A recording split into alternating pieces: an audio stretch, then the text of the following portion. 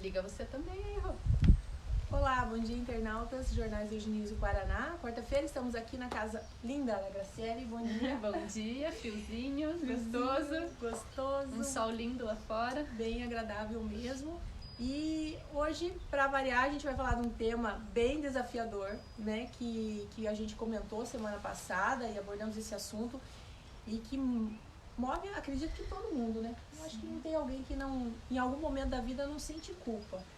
Mas existem várias formas de culpa, inclusive uma culpa que a gente nem sabe que é culpa e que ela nos faz muito mal. Vamos começar falando daquela que a gente conhece. Por exemplo, pegar um caso mais simples. De repente, uma pessoa que é ligada a outra, que tem um... Vamos colocar um vício, né? Que é mais fácil a gente identificar isso. E a pessoa com o vício morre. E quem fica se sente culpado, né? Porque diz assim, nossa, eu podia ter feito mais, se eu tivesse feito isso, se eu não tivesse excluído, se eu tivesse ajudado aqui, se eu tivesse internado, se eu tivesse prendido a pessoa, e fica se remoendo nessa culpa. Esse é um sentimento de culpa muito fácil de ser identificado. Que movimento que é esse? Que culpa é essa que a pessoa sente quando a outra falece? Sim, é um tema bem delicado, é muito comum, como você mesma disse, e assim, de uma maneira geral, existe um comportamento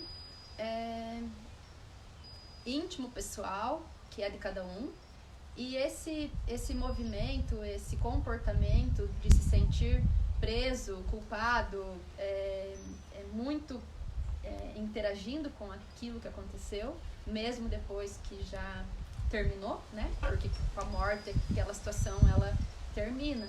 A morte, ela sempre tem dois vieses. Um que é a dor, principalmente quando é uma morte a partir de um contexto desafiador, como um drogado, um viciado, alguém com uma doença que ficou muito tempo num período, entre aspas, terminal, né?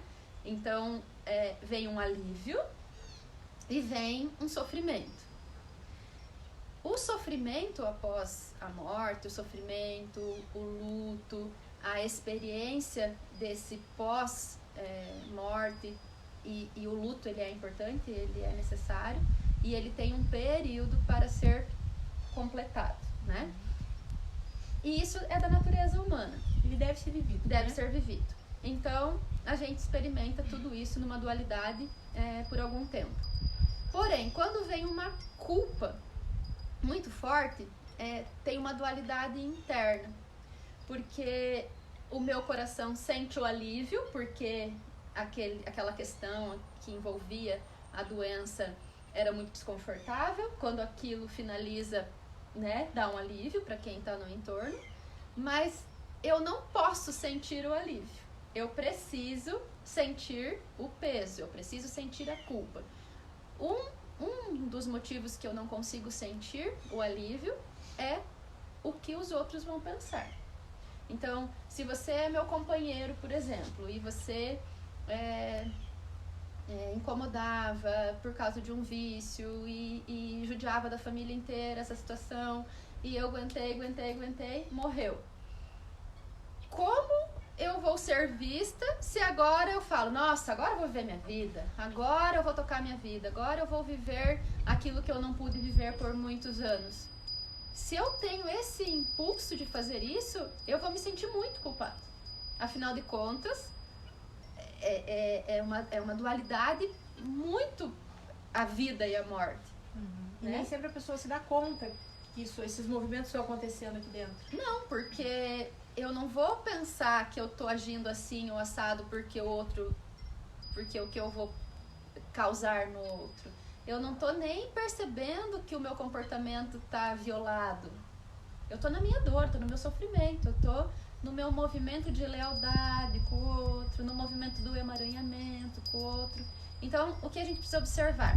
Se acontece isso e tem esse percurso de readaptação, tem sofrimento, um dia tem mais alívio, um dia tem um pouco mais de soltura, outro dia vem dor de novo, e beleza. Se esse período se estender por muito tempo, é porque a pessoa não consegue olhar realmente para aquilo que aconteceu, não consegue talvez assumir a responsabilidade, dizendo, sim, eu fiz realmente tudo o que eu podia, sim, eu tentei fazer aquilo que eu pude fazer. A minha parte eu fiz e talvez até eu pudesse fazer outra coisa, mas agora eu assumo aquilo que foi da maneira que foi. Vem um movimento de autorresponsabilidade. Se tem culpa a ser assumida, precisa assumir, tá? Então, assim, negligenciei e deixei que a pessoa se estourasse, porque afinal de contas eu tentei algumas vezes e não adiantou. Vem o sentimento de culpa e realmente faz sentido, assume a culpa, então. Tá? E isso só consegue assumir a culpa quem está muito na sua, na sua autorresponsabilidade, no seu movimento de adulto diante da vida. Quem não é adulto não consegue assumir a responsabilidade, muito menos a culpa. Tá? Assumir a culpa não significa eu me penitencio agora por aquilo que eu deixei de fazer. Assumir a culpa é eu vou fazer algo a partir disso. Tá? Isso é um viés. Agora, também é importante compreender nesse momento que quando você assume a tua autorresponsabilidade e entender que o outro também tinha responsabilidade. Isso, porque muitas vezes você pensa que era tudo tua responsabilidade, né? Não. Eu precisava levar, eu precisava salvar. Então, aqui quando a gente tem um encontro de duas pessoas, não importa se é um casal, se é um pai e um filho, se é irmãos, quando tem esse relacionamento, tem um destino aqui atrás do outro que motiva a vida do outro. No próprio destino, é muito mais fácil o dono do destino fazer um movimento para fazer alguma mudança a partir da circunstância. Então, eu tenho uma limitação muito séria e você é minha irmã e você quer me ajudar. Você quer me ajudar, mas eu não tô disponível para fazer. Eu não consigo fazer, eu não consigo dar o passo, não vai funcionar. Né? Tem um limite até onde você pode chegar e claro que tem algo a ser feito, mas ninguém salva ninguém, a não ser que aqui também aconteça um movimento da ação. Então, esse ninguém salva ninguém, ele também não pode alimentar essa culpa porque as pessoas carregam esse sentimento de salvador? Então, aí acontece assim, quando eu quero muito salvar o outro e eu não conseguir, eu vou ficar frustrado, eu tô jogando contra a minha própria vida e eu preciso fazer ajustes. Esse movimento de salvador, ele tá no inconsciente coletivo de uma forma muito, muito forte, principalmente agora nessa situação que a gente tá. E quem tem o movimento de salvar o outro, de novo, eu volto, né, colocar os óculos sistêmicos, ampliar o olhar, quem tá faltando para mim se eu tenho o movimento de querer salvar todo mundo? Se eu tenho um movimento de salvador, é bem provável que eu estou violando a ordem em relação aos meus pais. Eu não encontrei o meu lugar na minha família. Tá? Então pensa numa linha de irmãos. Eu sou a irmã mais velha e desde que nasceram os meus irmãos eu já cuido de todo mundo, eu já ajudei a minha mãe a cuidar e na verdade eu me tornei quase mãe dos meus irmãos. Essa criatura é bem provável que está lá na linha de frente no SAMU e está lá se doando 100% na situação que está agora. E ela está fazendo o serviço dela de uma forma muito bem feita, desde que ela saiba o lugar dela aqui na família. Se essa filha mais velha, que era cuidadora dos irmãos e que ajudava muito a mãe, se posicionou maior até do que a mãe, ela é uma simples pessoa que não tem a formação para estar lá sendo um enfermeiro ou um médico na linha de frente e ela tá lá na linha de frente querendo salvar todo mundo. Então, assim, ela vai estar experimentando esse movimento de salvadora de uma forma violada, tá? Então, presta atenção. Quem você conhece, não precisa falar, ninguém precisa falar, tá? Quem vocês conhecem que tem esse movimento de salvar o mundo, observem se essa pessoa está organizada na própria ordem. E muitas vezes ela pode até assumir o lugar de um pai que falta ou o lugar da mãe que está faltando, né? Tá, eu quero voltar um pouco no exemplo da pessoa que perdeu um ente querido e se sente culpado. Se a Carla é o meu relacionamento. Ela é a minha irmã, por exemplo, que morreu porque tinha esses comportamentos disfuncionais por causa de bebida ou droga ou qualquer outra coisa. E eu me sinto responsável, culpada, e eu nem consigo mais retomar a minha vida porque aquilo me dói tanto. Aqui mistura com a culpa e com a inocência, com o sentimento de culpa, mistura a consciência pesada e a consciência leve. Então, essa percepção sobre as consciências, sobre culpa e inocência, é a maior descoberta de Bert Hellinger. Porque esse movimento de culpa e de inocência, ele anda junto com as leis sistêmicas, com o pertencimento, com a ordem e com o equilíbrio. Então, o que nós observamos? Que se eu fico sofrendo além da conta até por causa do que aconteceu, por causa dessa perda, né? Eu estou sofrendo. Eu me sinto culpada ou eu me sinto inocente? Aqui dentro tem um sentimento de inocência ou de culpa se eu sofro? Sente aí. É porque você está se penitenciando, né? Mas você se sente mais inocente ou mais culpado? Com sentimento de culpa? Não, com sentimento sentimento de consciência leve ou de consciência pesada? Eu tô aqui sofrendo porque minha irmã morreu e eu tô sofrendo. Eu tenho a consciência leve pelo sofrimento. Quer dizer, eu preciso sofrer. Então eu fico com a consciência leve, porque afinal de contas eu perdi minha irmã. E é isso que quem perde alguém que ama sofre. Então eu fico com a consciência leve porque isso é o comum. Agora você é minha irmã e você morreu, e é claro que eu sinto muito, mas eu tomo a minha vida e eu vou fazer uma viagem e vou aproveitar a minha vida. E eu, começo a sorrir para o mundo. Se eu não estiver bem ajustada, eu vou ficar com a consciência pesada, porque como eu posso aproveitar a vida diante de uma desgraça dessa? A gente tá falando de perder uma pessoa por uma situação assim, né, por drogas e tal, mas existem aqueles casos, né, de um irmão que é preso, né, e daí é morto lá, que ele vai pra vida do crime. Então é bem importante que esse sentimento de consciência leve e pesada nós experimentamos o tempo todo na nossa vida. Numa situação drástica dessa como uma morte, e nós experimentamos esse sentimento de indisponibilidade para viver a vida, com tudo que ela tem, por causa de coisas que estão muito inconscientes também. Um exemplo, que é muito comum nas constelações, é a gente perceber que que a gestação foi gemelar e que na linha de irmãos existiam mais crianças que não estão incluídas. Então eu vou para a vida, eu cresço, eu me desenvolvo, eu vou fazer o meu trabalho e nunca eu tenho um resultado bacana. Parece que está sempre faltando algo, parece que nunca as coisas dão certo. A minha alma está olhando para aquele que está faltando aqui. E eu nem sei, porque minha mãe nem sabia que perdeu o bebê, nem sabia que a gestação foi gemelar, não sabia de nada.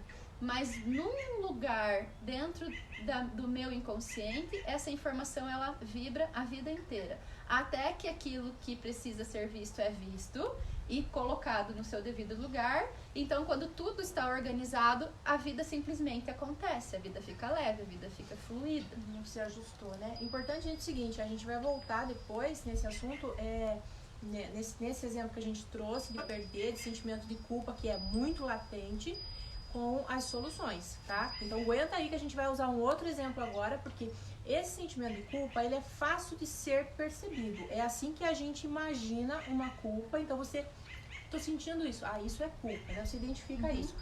Mas muitas vezes a culpa existe de uma maneira diferente, né? E que ela começa a nos bloquear a vida. Por exemplo, eu estava comentando isso, quando, muito comum assim, eu começo a ser bem sucedida, tenho uma casa melhor que o meu irmão, tenho um carro melhor que não sei quem, tenho uma condição de vida melhor do que todos os outros aqui. E eu não consigo aproveitar isso. Ou eu não usufruo isso, ou eu começo a me boicotar para nunca ter isso, porque eu não me sinto merecedora. E essa é uma culpa, né? Que a gente já identifica isso conforme a gente vai conversando aqui, Sim. né? Que é um sentimento de culpa que a pessoa não sabe que ela tem. Sim. Né? Então, em que movimento, como que a pessoa consegue perceber que isso é uma culpa? O que acontece com essa culpa que faz ela não merecer uma vida melhor, Sim. por exemplo? Sempre quando a gente está falando disso, a gente precisa ampliar o olhar para o integral. Né? O que é o integral?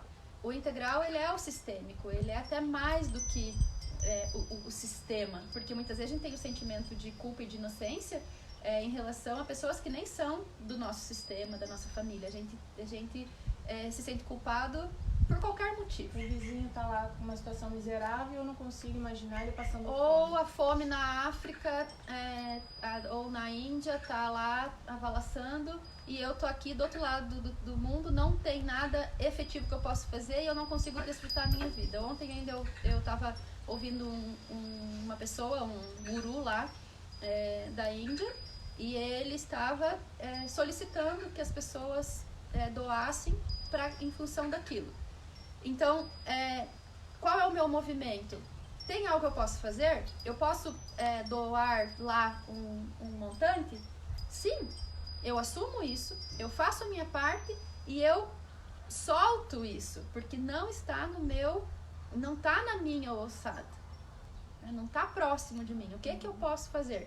Se eu não tiver nem dinheiro para doar, se eu não puder fazer nada, eu rezo e eu preciso parar com isso. Então, eu olho para o grande, eu atuo da maneira que me cabe e eu me retiro e volto para o meu centro. Isso seria o mais adequado. Só que o que acontece? Muitas vezes a gente olha o outro, olha para o entorno e não consegue fazer nada para salvar e não consegue fazer nada para mudar a situação do outro e automaticamente não faz nada por si mesmo. Fica neutralizado, envolvido com esse sentimento que a gente não sabe nem muitas vezes distinguir o que é e o que não é, que no final das contas é um sentimento de culpa e de consciência pesada, porque se eu experimento essa vida boa, fruto do meu trabalho, e eu tenho uma casa melhor, um carro melhor, mais dinheiro do que alguém da minha família, por exemplo, é muito comum que eu vou experimentar a consciência pesada. A culpa que vai me trazer consciência pesada. Então é mais fácil, isso acontece inconscientemente, eu viver de mau humor ou viver reclamando, mesmo eu tendo muita coisa para desfrutar, é como se nunca é o suficiente, e eu crio algo para me deixar desconfortável, porque aí eu vou estar com a consciência tranquila. Agora, se eu desfrutar aquilo que eu tenho, quando aqui do meu lado tem alguém que não tem, vem consciência pesada, vem culpa, tá? Eu queria falar mais uma coisa sobre isso. Existe um movimento também que você já tem e aí você não desfruta. Tá. Mas também existe um movimento que você nem tem, Isso, né? é isso que eu ia falar. Então, eu posso estar aqui desfrutando do que eu tenho, e eu desfrutando entre aspas porque eu tô com a vida sempre com algo acontecendo que me tira a paz. Você não vive plenamente aqui, não, né? não desfruta. Não aproveita. Mesmo tendo, não aproveita. Daí vem mais culpa porque você se percebe reclamando até daquilo que você tem, né? E aí a vida não é apreciativa. Ou eu paro um pouco antes, eu vou até um pedaço, um pouquinho só melhor do que os outros, e eu boicoto esse salto pro mais, porque é mais fácil não ter do que lidar com o ter. Então eu não me permito dar esse passo, mesmo que a vida me dê muitas possibilidades, porque é mais confortável, é uma zona de conforto ficar na inocência de não ter. Lembra que eu falei antes? Culpa e inocência, consciência leve e consciência pesada. A minha consciência fica leve se eu abrir mão de ter, porque daí eu fico igual, consciência leve, e eu fico com consciência pesada quando eu tenho e olho pro outro que não tem, tipo, me dá um desconforto. Então, isso um fato é eu ter e não aproveitar, outro fato é eu nem ter, e outro fato é eu permanecer miserável mesmo, como a maioria talvez do sistema, para manter o vínculo, para ser igual, para ficar validando literalmente na minha cabeça, eu só pertenço se eu for igual. Então esse sentimento de culpa e inocência, ele mantém o pertencimento dos grupos. E muitas pessoas fazem coisas erradas com a consciência leve, porque dentro do grupo que ela pertence, isso é o que faz sentido, isso é comum. Então, mesmo que for errado diante dos olhos de fora, eu faço de boa consciência. Um exemplo, se é comum na família de uma quadrilha, por exemplo, o vô era já do tráfico, o filho é do tráfico, o neto faz tráfico de boa consciência. Ele não sente o peso de estar fazendo algo errado. Por quê? Dentro desse contexto, esse comportamento é o comum.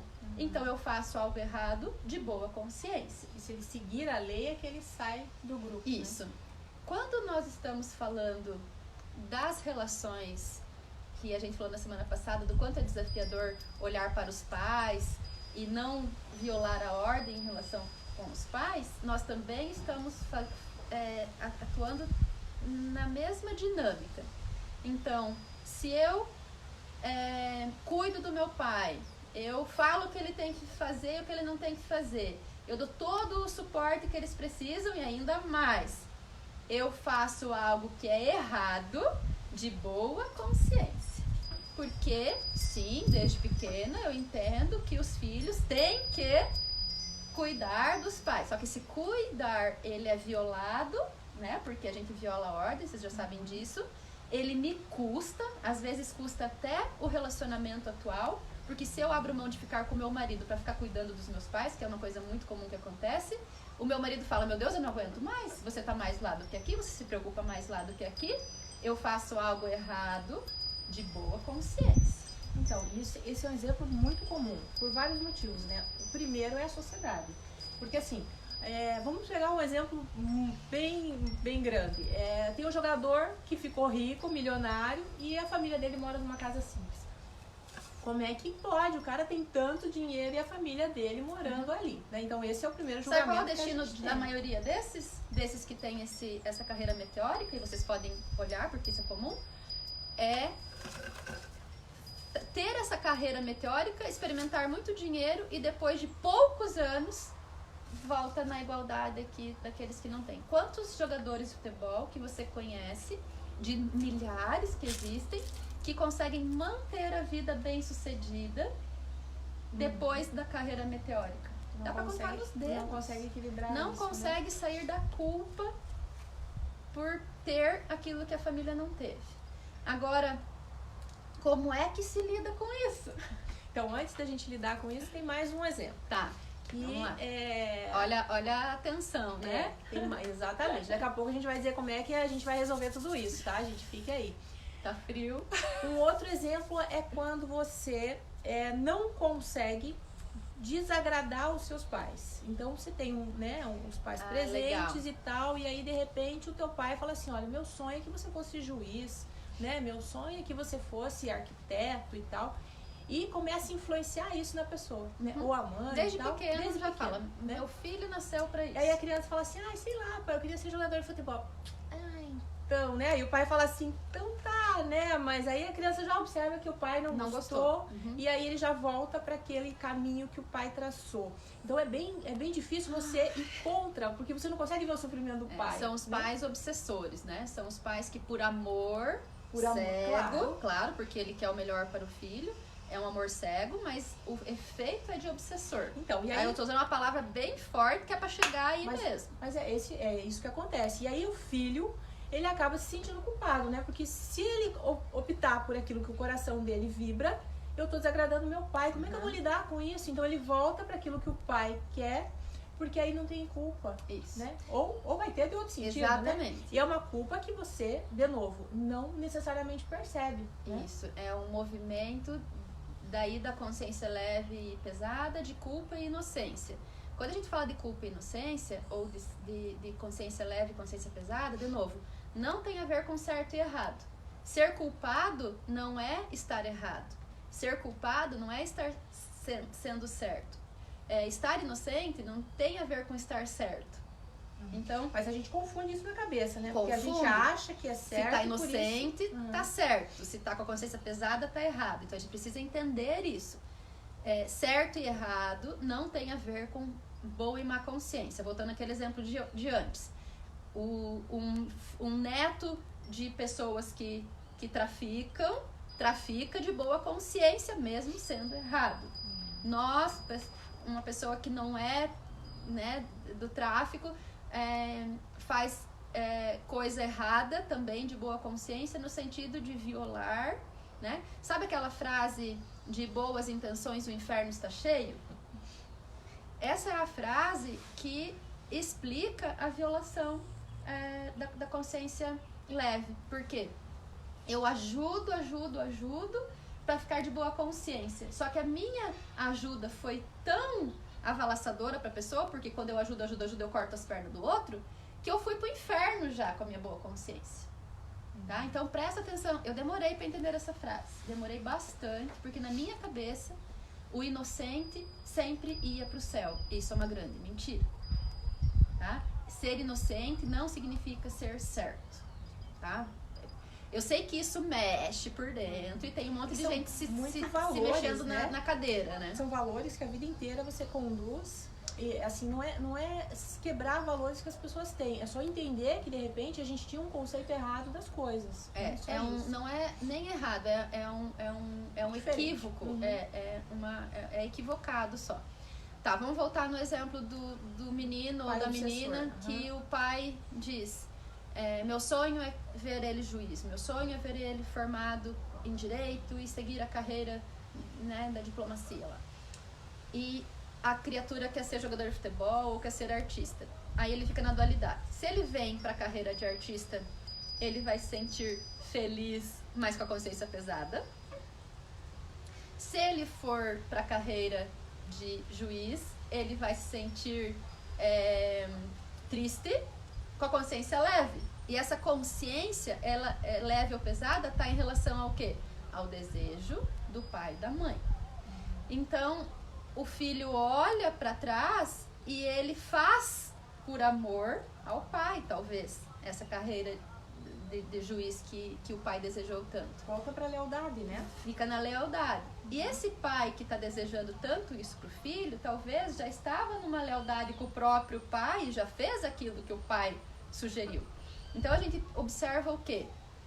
Que muitas vezes nós abrimos mão da felicidade, mão de estar desfrutando daquilo que nós construímos durante uma vida, pela lealdade, pela consciência leve, pelo sentimento de consciência leve, mesmo que isso me custe a felicidade. Tem de gente que vive essa verdade. Esse consciência leve também tem a ver com dever.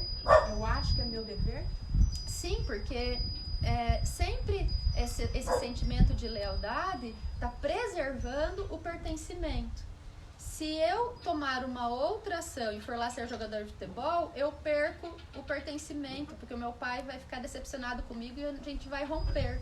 Só que isso é uma ideia equivocada também, porque o pertencimento é um direito adquirido na hora da concepção que nós não perdemos nunca. Nenhum comportamento nosso viola o pertencimento. Mas em algum lugar diz que eu preciso fazer do jeito que é o molde familiar para eu continuar pertencendo.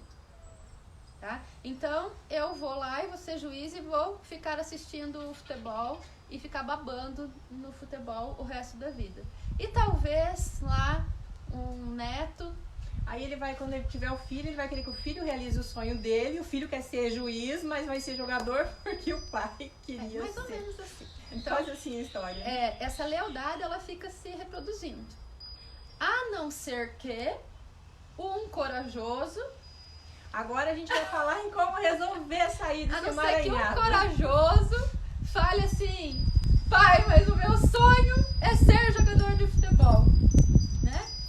O meu coração bate forte quando eu penso no futebol. Eu dou a minha vida para ser jogador de futebol. Pai, por favor, né? E ele diz pro pai o que faz ele feliz. E talvez o pai fale assim: não, mas meu filho... Pra mim, você morreu se você for por essa carreira. Pra mim, você nem precisa mais vir almoçar no domingo aqui na minha casa. Pra mim, acabou. Aqui que tá o grande jogo. Eu consigo dar conta de suportar esse, entre aspas, rompimento com o meu pai e seguir para minha carreira que eu amo, que talvez é justamente aquilo que eu nasci para ser, aquilo onde a minha alma vai florescer se eu fizer. Eu tenho coragem de assumir o sentimento de consciência pesada que eu vou sentir em relação ao meu pai. Então, a frase é: não existe progresso sem passar pelo caminho da consciência pesada, da má consciência.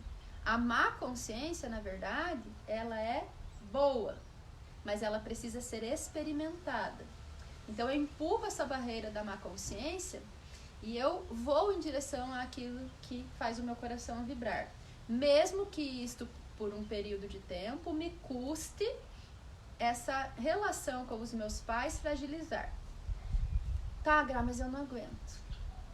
Pra mim é impossível eu desagradar a esse ponto meu pai. Eu prefiro ficar fazendo uma coisa que eu não gosto do que ficar distanciado ou não poder frequentar a casa dos meus pais. Então tem um exercício que a gente pode fazer, tá? Isso serve para todas as circunstâncias. Todas as situações de culpa. Isso. A Carla trouxe uma percepção bem interessante quando nós estávamos conversando antes. Ela disse que a culpa está muito atrelada a não poder agradecer. Quando a gente sente culpa, a gente não consegue sentir gratidão ao mesmo tempo. É impossível. E o viés da prosperidade, o viés da abundância, o viés de uma vida fluida é a gratidão. Eu posso agradecer a quê? Eu só consigo fazer um movimento de gratidão se eu tiver a humildade de tomar algo. Então, se você é minha mãe ou meu pai e você me deu algo, que nesse caso é a vida, eu só consigo agradecer de forma plena, de forma que tem efeito, se eu tomo. Então eu tomo a vida que eu ganhei do meu pai e eu falo: pai, muito, muito, muito, muito obrigado. Muito obrigado. Ah, mas eu não me dou bem com meu pai. Não interessa. Você recebeu o teu bem mais precioso do seu pai. Você toma a vida e você diz obrigado. Quando você diz obrigado, você consegue fazer um movimento de ir adiante na vida e servir a vida com aquilo que você recebeu e com aquilo que você galgou também. Eu treinei muito para ser um bom jogador, um bom profissional, eu estudei muito para ser um bom médico, eu estudei muito para poder servir, mas eu só pude estudar porque eu tenho vida. Se eu não tivesse vida, eu não poderia ter estudado, não poderia ter me dedicado. A vida veio da onde? Daqui. Então eu me volto e eu falo pro meu pai: pai, eu só tenho gratidão por você.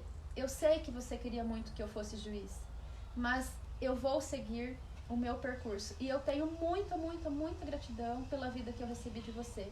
E o meu sucesso na minha carreira, eu dedico a você, meu pai.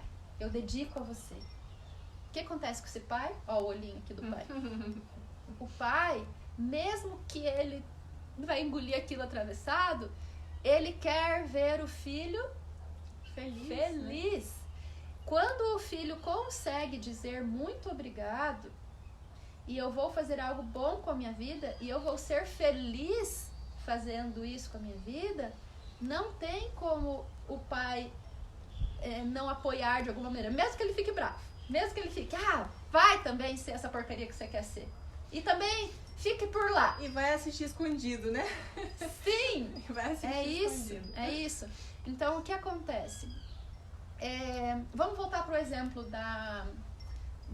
do primeiro ponto. Do primeiro, quando você sente a criatura morreu porque perdeu alguém, morreu, e não fiz o suficiente, né? E eu tenho um sentimento de que eu não fiz o suficiente. Então eu preciso ajustar aqui dentro, aqui e agora na vida real. Tem como voltar no passado? Impossível. Tem como eu fazer qualquer coisa que mudaria aquilo que aconteceu lá atrás? Não tem chance. Eu me sinto um pouco culpada porque eu poderia talvez ter feito isso e aquilo? Sim. Eu olho para a verdade e eu deixo a verdade e a dor que a verdade traz, eu deixo aquilo doer em mim. Eu me solto para que tudo aquilo que vem vir. Talvez você vai precisar de ajuda para fazer isso, porque não é simples fazer isso. Procure um profissional, procure um constelador, me procure, né? Porque aí vem um misto de revolta precisa, também, né? Precisa apoio, talvez, para você mexer com isso. Mas é importante É resolver, importante, né? porque isso senão não vai se resolver sozinho. A vida vai ficar preto e branco, tá? Aí eu preciso lidar com isso e preciso voltar aqui pro meu lugar. E do meu lugar eu olho para essa história e eu digo do fundo do meu coração, eu sinto muito por tudo. Eu sinto muito por mim primeiro.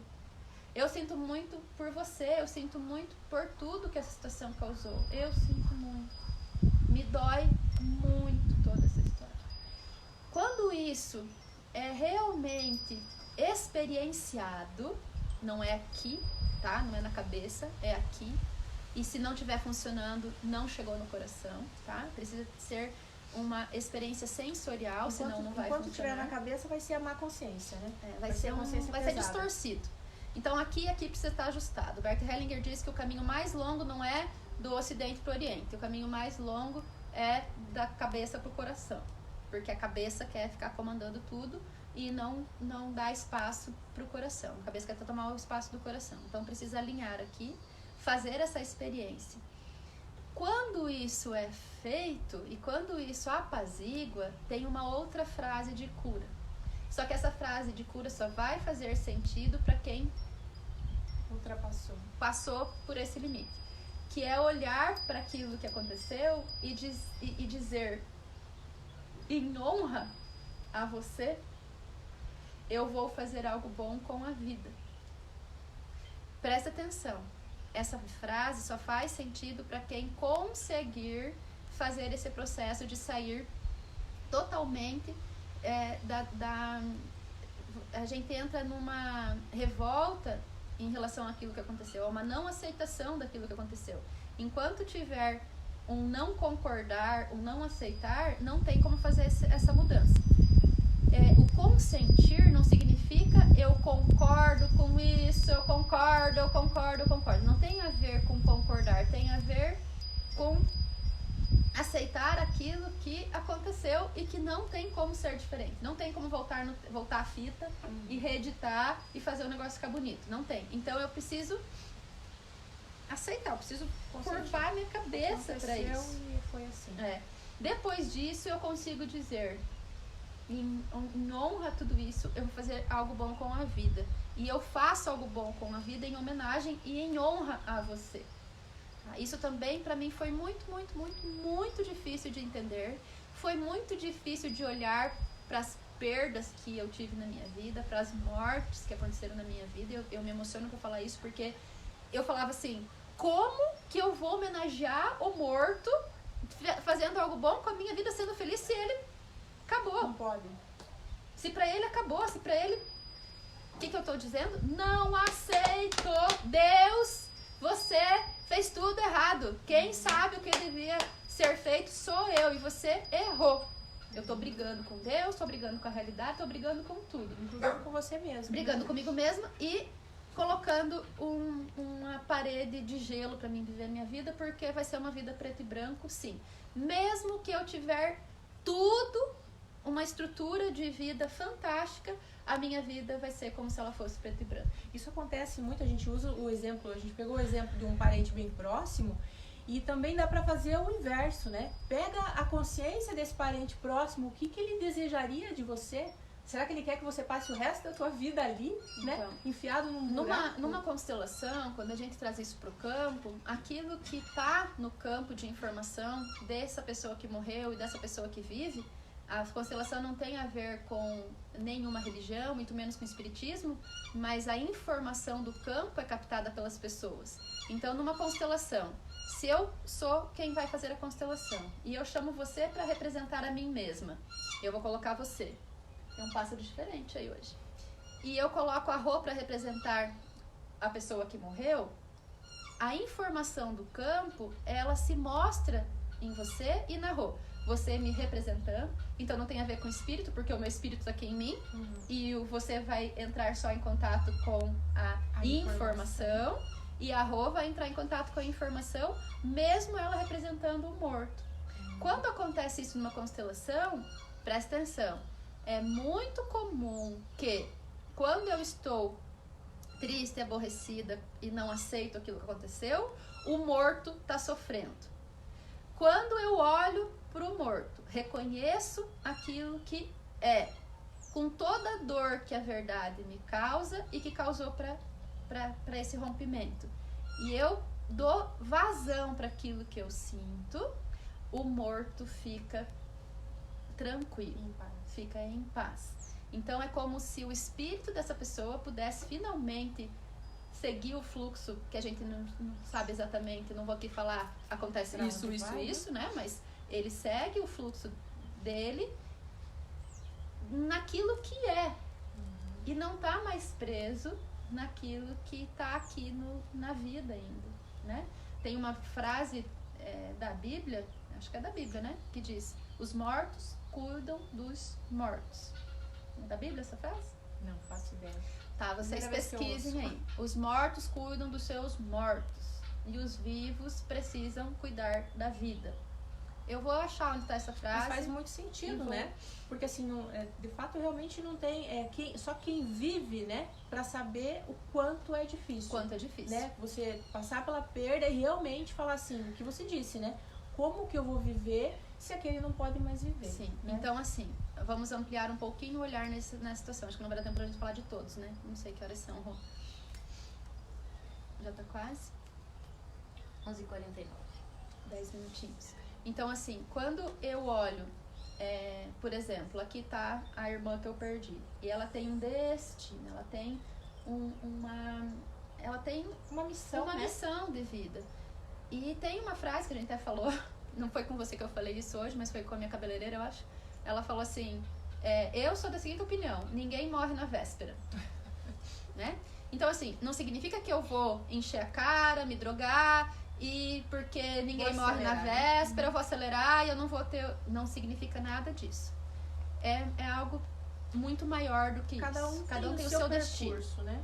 Então eu vou fazer da melhor forma porque eu quero estar saudável, feliz e próspero, então eu vou cuidar do meu corpo enquanto eu tenho vida.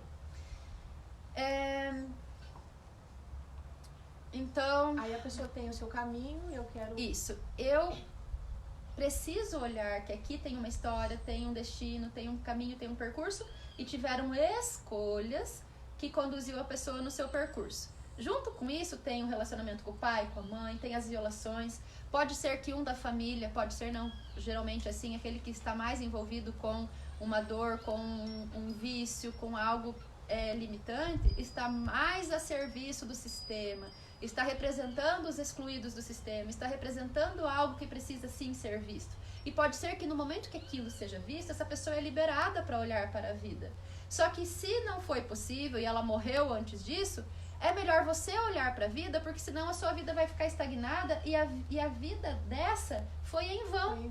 A morte, a perda, o sofrimento, o preço que o outro pagou foi em vão. Então não valeu a pena, eu vou assumir isso agora e eu que vou ficar com a vida limitada.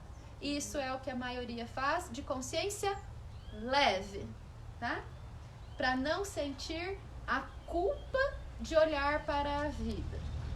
Então se eu olho para essa pessoa e eu consinto e eu realmente dou um lugar para tudo isso e eu digo sim, vou fazer algo bom com a vida porque eu tenho vida e para honrar a vida que eu tenho e para honrar aquilo que aconteceu aqui, eu vou fazer algo bom com a minha vida. E isso te dá força para ir. O sistema inteiro, os pais, os avós, os bisavós, tem um sistema inteiro esperando para o corajoso que vai tomar a vida e vai fazer algo bom com a vida. O sistema inteiro espera. Se cura, né? E essa força, olha como emociona isso, essa força ela vem, porque é preciso enfrentar esse sentimento de má consciência, de culpa, porque é um percurso e que logo você vai ter uma outra experiência, mas precisa. Isso não significa falar, vai se lascar, tá? Você tá pobre, fica com a tua pobreza, eu vou tocar minha vida, que tem gente que faz isso, e vai se estrepar também ali pra frente, tá? Então precisa ser harmonioso esse movimento. Em relação a quem se foi, você vai lá, olha, enfrenta toda a dor que aquilo causa. Isso tem um percurso, tem um tempo, cada um no próprio tempo, no próprio percurso. Muitas vezes precisa de ajuda. Muitas vezes precisa de ajuda e busque ajuda, se esse for um caso seu. Nós estamos atendendo constelação individual, presencial e constelação à distância pela internet. Então, se quem precisar, peça ajuda. Isso não é um gasto, isso é um investimento na vida. Se eu for contar tudo que eu investi na minha vida para poder experimentar e falar isso para vocês, eu poderia construir algumas casas e ter um carro bem bacana. Mas eu preferi investir no meu conhecimento. Tá? Eu não meço esforços para adquirir conhecimento, porque isso me deixa saudável e disponível para a vida. E todas as minhas necessidades são supridas, todas. Eu não experimento medo.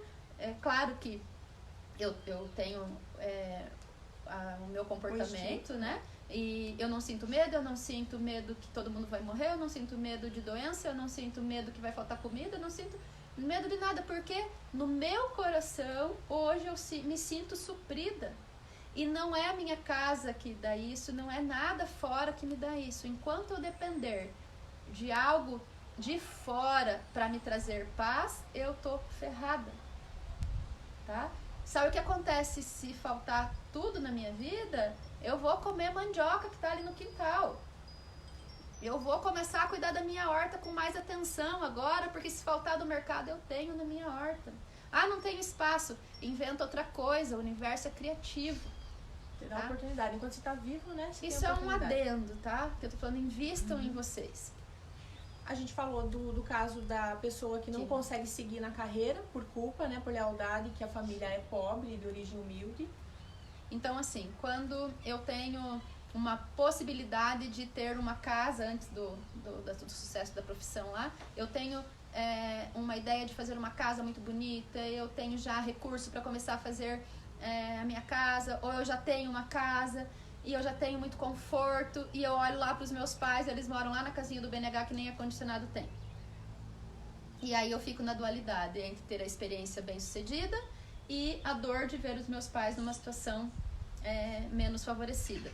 Só que os meus pais, eles não estão me pedindo nada, porque eles estão vivendo bem a vida deles com aquilo que eles têm. Porque eles também saíram de uma condição bem diferente daquela que eles estão, E já tem outra. E eles fizeram a vida deles, e eles têm o percurso deles, e muitas vezes eles estão muito satisfeitos. Tem filhos que querem construir uma casa para os pais, ou já construíram uma casa para os pais, e os pais se negam a ir. Por quê? Para um pai e uma mãe, isso não faz sentido. E faz muito mais sentido ver o filho ser bem-sucedido do que receber. É pesado, é contra a lei da natureza,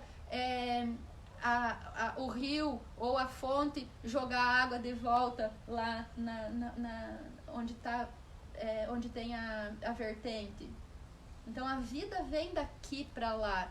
E ver a natureza mostra pra gente o que significa. A fonte, ela é um pinguinho de água aqui, e ela vai suprindo e vai nutrindo esse rio, e o sucesso do rio é que ele vai encontrar outros, né? Vai sendo alimentado por outras vertentes, e que isso acontece na nossa vida, mas daqui sai. Se essa vertente aqui seca, é bem provável que o rio vai perder a força dele. Ou vai secar, literalmente, porque o resto não dá conta. Então, essa fonte principal, que é a vertente que dá origem ao rio, são os nossos pais. E essa vida bem-sucedida, ela é alimentada por essa pequena fonte aqui. E não tem lógica eu querer vir e jogar mais água aqui, porque aqui já tem, a natureza dela a gente não tá falando de a pessoa também ser completamente egoísta, né? Deixar, de repente, pai e mãe passar fome, isso é um movimento diferente, né? Então, qual que é o movimento essencial aqui? que alivia, porque a gente já tá com o tempo, né, estourando. Eu posso experimentar tudo o que eu quiser. O movimento que eu tenho que fazer é vir aqui nos meus pais e falar muito obrigada. Antes eu falei, eu só posso dar pra cá se eu tomar antes. Ninguém consegue dar sem ter tomado. E o que precede essa vida bem-sucedida?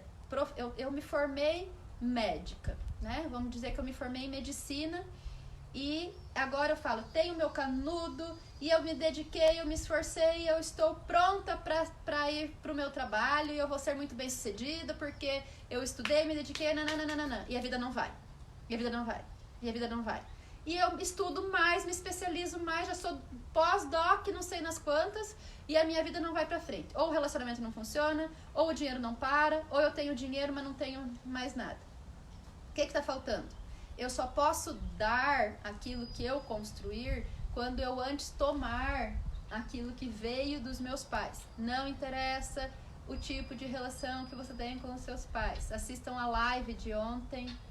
Ontem era terça que eu fiz a live? Isso. Assistam a live de ontem e façam aquela constelação meditativa que vai curar muitas coisas, tá? Quem não assistiu, assiste, tá no Facebook, tá no Instagram, até hoje à noite tá no Instagram, tá? Vocês têm chance de fazer ainda. Pra reconectar com isso primeiro, pra poder isso que você tem agora fazer efeito. E aí você consegue servir a vida e consegue ser recompensado por aquilo que você faz e você consegue investir naquilo que te traz alegria, satisfação, apreciação. É bastante coisa, né? É bastante coisa. Então, se eu quero ter uma vida bem-sucedida, aproveitar e desfrutar aqui, eu preciso fazer esse movimento e tomar aquilo que os meus pais me deram já há tanto tempo. Detalhe, eu preciso tomar com gratidão. E talvez você vai precisar de ajuda para fazer isso também, porque se tem muitos traumas nessa vida, esses traumas vão te impedir de tomar a vida dos seus pais, tá? É fundamental fazer esse processo e ele não é fácil. Não é fácil muitas vezes nem para aqueles que se dão bem com os pais, porque tem alguma coisa que interfere aqui e a vida não vai. Ah, mas eu me dou bem com os meus pais. A nossa lealdade pode estar num lugar que a gente nem imagina. Tá? E para completar, aquele filho que quer fazer algo que está no coração e não quer desagradar os pais, também precisa fazer esse movimento de falar, de ter a coragem de sentir a má consciência, tá? Uma frase de uma professora minha do México, ela fala assim, quando a minha filha casou, eu e o meu marido falamos, tenham muita má consciência, porque a partir da má consciência tem progresso. Não existe progresso sem passar por esse viés da má consciência. Então, ter essa experiência de má consciência, no final das contas, é bom para todo o sistema. Para todo o sistema. Então, de forma equilibrada, isso precisa acontecer. Paguem o preço.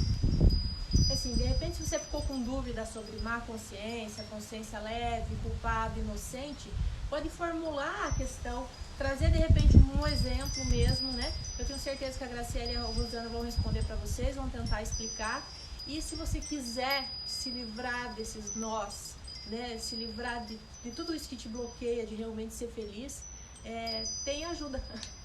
Não se boicotem, peçam ajuda, né? Que é fundamental para ter uma vida plena, bem-sucedida, né? E feliz, que é esse o objetivo desses nossos encontros semanais. Isso, eu quero ainda falar que na segunda-feira nós iniciamos o nosso curso de Ho'oponopono, é aquele curso online pelo WhatsApp. Nós estamos com um super presente para quem fizer a inscrição logo, tá? Logo vai acabar esse presente, porque ele tem um número de inscrições. Ele vai começar segunda ou já começa segunda-feira, dia 21, e vai durante 10 dias. Segunda, dia 20. Dia 20?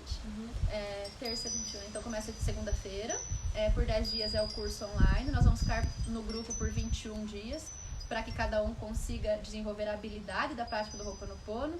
Tudo na vida fica mais fácil com o Ho'oponopono. Tudo, absolutamente tudo. Se eu experimento isso hoje é porque eu agreguei o Ho'oponopono mais a postura sistêmica e isso vai fazer a diferença na vida de qualquer pessoa. Então, se dedique em algo que vai te trazer um resultado de liberdade. Ho'oponopono vai te trazer liberdade para você ser aquilo que você quer ser. Então, é muito fantástico. Venham pro curso, entre em contato, façam a inscrição. O curso tá de R$200 por R$98, Nossa, tá? Então, R$200 é muito barato para esse curso, tá? Pelo bem que faz, pela transformação que faz na vida, R$200 é muito barato, tá? E ele está sendo presenteado, na verdade, por R$98. Para as primeiras, tem um número X de inscrições que a gente está fazendo esse valor. Então, aproveitem isso como um presente e façam algo que vai mudar a vida, vai mudar a vida. Vai mesmo, gente. Realmente faz. É só passando por isso, por essa experiência, para saber. Inclusive, quem não. Tem gente que eu conheço que nem fez todas as aulas e já sentiu diferença, mas as aulas ficam salvas, né? Você pode ouvir de Cada novo. um que entra pro curso pode, né, continuar experimentando o conteúdo. Agora, pessoas que fizeram o curso da postura sistêmica online e o curso do Ho'oponopono estão revendo as aulas, e rever as aulas está dando suporte para passar por todo esse contexto agora. Exatamente. De tanto desafio. Exatamente. E são desafios que a gente tem o dia todo, né? De repente, um problema pessoal é bem maior do que a Covid, né? Porque cada um sabe o quanto tá o problema passando, né? pesa dentro de si.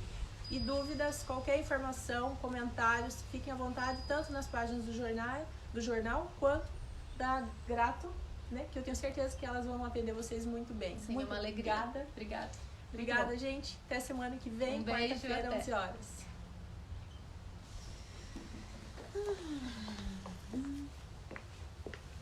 Aqui já